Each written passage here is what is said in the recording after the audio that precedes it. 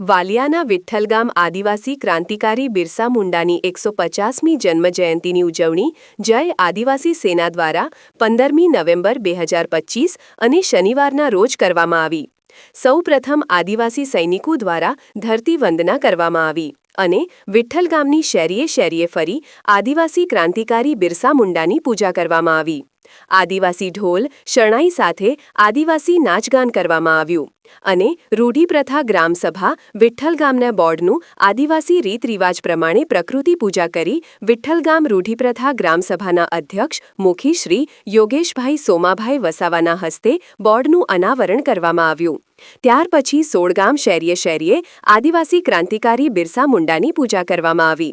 અને 5:30 વાગ્યે રૂઢિપ્રથા ગ્રામસભા સોળગામના બોર્ડની પ્રકૃતિ પૂજા કરવામાં આવી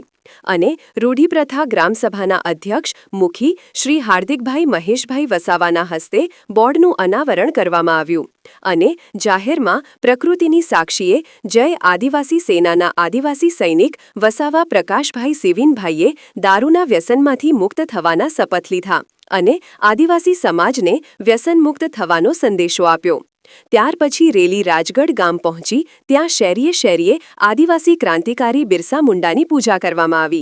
અને ત્યાર પછી આદિવાસી સૈનિકોએ ક્રાંતિકારી બિરસા મુંડાના જીવન વિશે સંબોધન કર્યું અને સૌએ સાથે મળીને આદિવાસી ભોજન ખાટી ભીંડી અને ભાત મરચું જમ્યા। પછી નાચગાન કરી જય આદિવાસી સેનાના અધ્યક્ષ શ્રી મહેશભાઈ સોમાભાઈ વસાવા દ્વારા સૌનો આભાર વ્યક્ત કરવામાં આવ્યો અને કાર્યક્રમનું સમાપન થયું।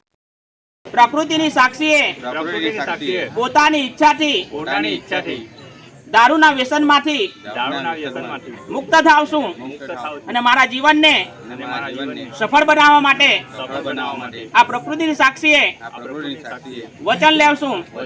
તન મન ધનથી પોતાના પરિવારની અને સમાજની સેવા કરીશ એવું પ્રકૃતિને વચન આપું છું